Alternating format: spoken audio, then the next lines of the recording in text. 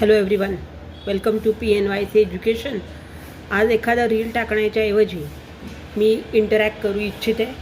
From tomorrow 10th CBSE exam will start. I would like to talk with kids and parents for a few minutes. So आज कुठचाही नवीन topic आपण करणार नाही आहे. No new topic you are going to start.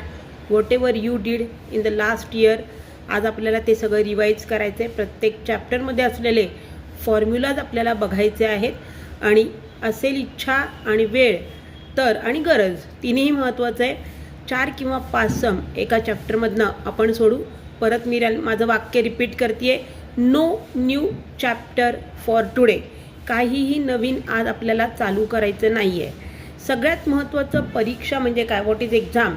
The exam is what you studied, but more important, how smartly and calmly you will write in the paper. परीक्षा म्हणजे तुम्ही अभ्यास किती केला आहे, याचबरोबर किंवा रादर त्यापेक्षा तुम्ही जे केलं आहे ते तुम्ही शांतपणे पेपरमध्ये कसं लिहू शकता हे महत्त्वाचं आहे. तर त्याचबरोबर आज मला पेरेंट्सलाही काही छोटंसं एक काही सांगायचं आहे. तर मुलांवर विश्वास ठेवा. Trust them. Don't talk about the marks. No comparison with anyone. Just trust them, believe them.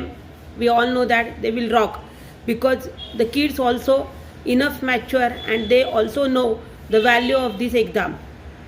Atmosphere घरातलं एकदम चिल राहू देत, एकदम शांततेने सगळं सराउंडिंग असू देत. त्यांच्या कुठच्याही स्ट्रेस येणाऱ्या गोष्टींवर आपण चर्चा नको करायला.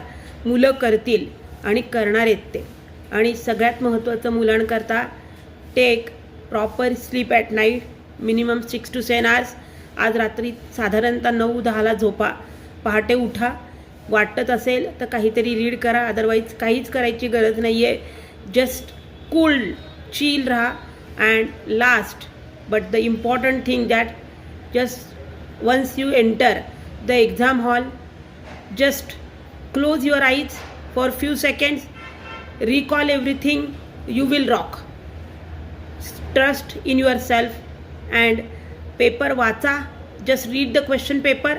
जे तुम्हाला खूप चांगलं येतं आहे ते अगोदर सोडवा. कॉन्फिडन्स वाढेल, वेळ वाचेल, पेपर पूर्ण होईल. And wish you all the best. Just rock guys. Thank you.